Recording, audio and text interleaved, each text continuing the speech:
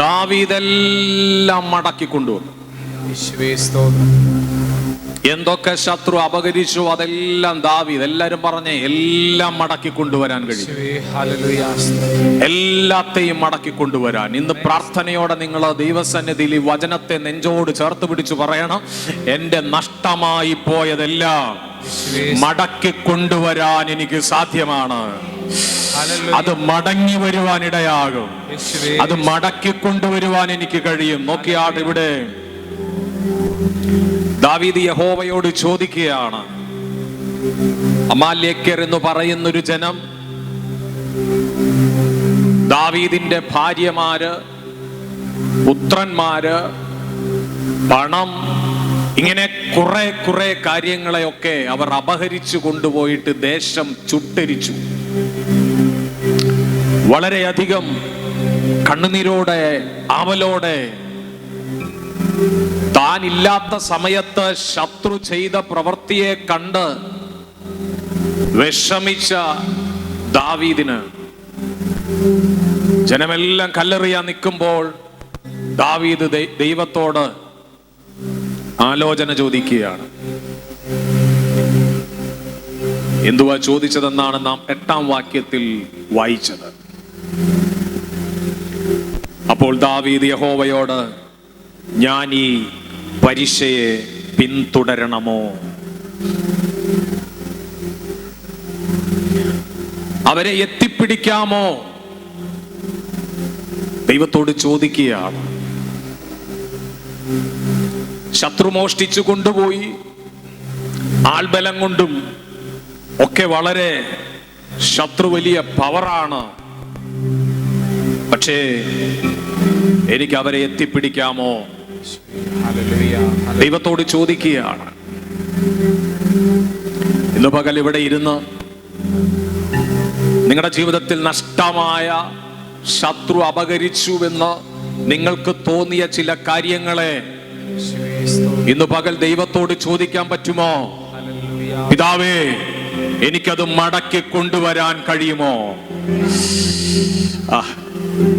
എനിക്കത് മടക്കിയെടുക്കാൻ കഴിയുമോ? ഹല്ലേലൂയ. ദൈവം ദാവീദിനോട് പറയുകയാണ്, പിന്തുടരുക. മിണ്ടാതിരുന്നോ എന്നല്ല, നീ സഹിച്ചോണമെന്നല്ല, നഷ്ടമായത് നിന്റെ ജീവിതത്തിൽ ഉള്ളതാണെന്നല്ല. ദൈവം ദാവീദിനോട് പറഞ്ഞു, പിന്തുടരുക. ആത്മാവിൽ ഇന്ന് പകൽ ഞാൻ നിങ്ങളോട് ഇങ്ങനെ പ്രവചിക്കുന്നു, പിന്തുടരാൻ തയ്യാറാണെങ്കിൽ, ശത്രു അപഹരിച്ചത് എന്റെ വിധിയാണെന്ന് കരുതിയിരിക്കാതെ പിന്തുടരാൻ തയ്യാറാകുന്നവര് ചിലത് മടക്കിയെടുക്കാൻ ഈ ദിവസങ്ങളിൽ ഇടയാകും.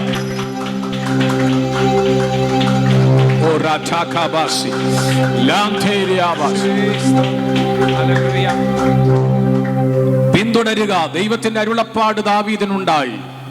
ദൈവം പറഞ്ഞു, പിന്തുടരുക. പറയാൻ പറ്റുമോ, ഞാൻ ഈ ചിലത് സഹിക്കത്തില്ല? ഒന്ന് പറഞ്ഞോ നിങ്ങൾ ധൈര്യമായിട്ട്. കാര്യം ഇതെന്റെ വിധിയാണ്, ഞാൻ ഇങ്ങനെ ജീവിക്കാനുള്ളതാണ്, ഇതിങ്ങനെയൊക്കെ എന്റെ ജീവിതം മുന്നോട്ട് പോകേണ്ടതാണ്. അത് സമാധാനമില്ലെങ്കിൽ ഇതെന്റെ വിധിയാണ്, സന്തോഷമില്ലെങ്കിൽ ഇതെന്റെ വിധിയാണ്. ഇതെല്ലാം എൻ്റെ ജീവിതത്തിൽ നേരത്തെ ഉണ്ടായിരുന്നു, എന്നാൽ അത് നഷ്ടപ്പെട്ടു പോയി. ഇങ്ങനെയൊക്കെ ഞാൻ ജീവിച്ചു മടുത്ത് ഇങ്ങനെയൊക്കെ പോയാ മതി എന്ന് ചിന്തിച്ചാൽ ഇത് ഒരിക്കലും മടങ്ങി വരികയില്ല. ഈ സന്തോഷവും സമാധാനവും ദൈവം നിങ്ങൾക്ക് നൽകാൻ ആഗ്രഹിച്ച, ദൈവം നിങ്ങൾക്ക് നൽകിയ അനുഗ്രഹങ്ങളൊന്നും മടങ്ങി വരികയില്ല. എന്നാൽ നിങ്ങളിൽ നിന്ന് നഷ്ടപ്പെട്ടു പോയതിനെ നിങ്ങളത് പിന്തുടർന്ന് പിടിക്കാൻ ദാവീദിന് ദൈവം അരുളപ്പാട് കൊടുത്തതുപോലെ, ആമേൻ, സ്തോത്രം, ഇന്ന് പകലിലും ദൈവസന്നിധിയിൽ ഏൽപ്പിച്ചു കൊടുത്ത് നിങ്ങൾ ഒരുക്കമാണെങ്കിൽ ഈ പകലിൽ ഞാൻ ആത്മാവിൽ നിങ്ങളോട് പങ്കുവെക്കട്ടെ. ആമേൻ, ചിലതെല്ലാം നിങ്ങളുടെ കരത്തിലേക്ക് അത് ലഭിക്കും. ഇതൊരു മടങ്ങി വരവിന്റെ കാലമായി.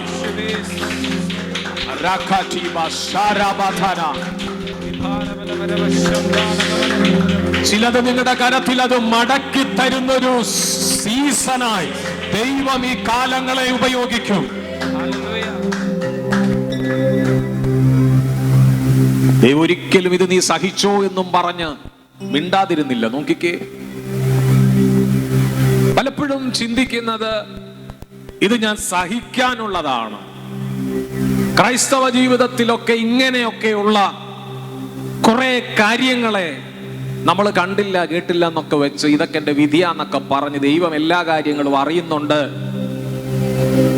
എൻ്റെ ജീവിതത്തിന്റെ A മുതൽ Z വരെ അറിയുന്ന ദൈവമാണ്, അതുകൊണ്ട് ഇതൊക്കെ എൻ്റെ വിധിയാന്നും പറഞ്ഞ് പലരും ഇരിക്കുമ്പോൾ, ഇന്ന് പകൽ ദൈവജനത്തിന്റെ ആഴത്തിൽ ഞാൻ നിങ്ങളോട് പങ്കുവെക്കുന്നു, അങ്ങനെ ഇരിക്കുന്നവരുടെ കൂട്ടത്തിലാകരുത്.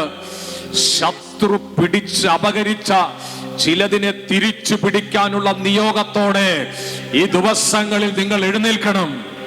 നിങ്ങൾ അതിനെ പിന്തുടരണം. ദൈവത്തിന്റെ അരുളപ്പാട് കേട്ട ദാവീദ് ഇടവും വലവും ചിന്തിക്കാതെ എഴുന്നേറ്റു.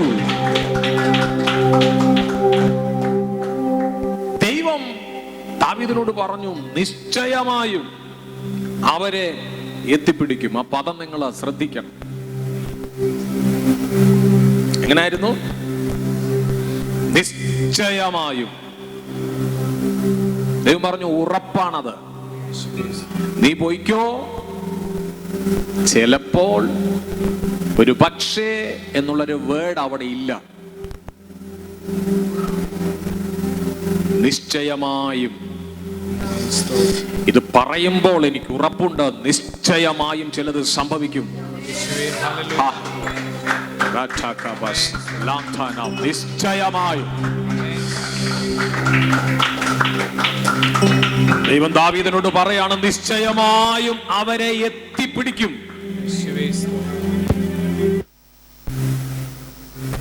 രണ്ടാമത് പറയാണ്, സകലതും വീണ്ടുകൊള്ളും എന്ന് അരുളപ്പാടുണ്ടായി. സകലതും വീണ്ടുകൊള്ളും. നിന്റെ സൗഖ്യം മടങ്ങി വരും, നിന്റെ കുടുംബം മടങ്ങി വരും, നിന്റെ തലമുറ മടങ്ങി വരും, നിന്റെ സമ്പത്ത് മടങ്ങി വരും, നിന്റെ അനുഗ്രഹം മടങ്ങി വരും.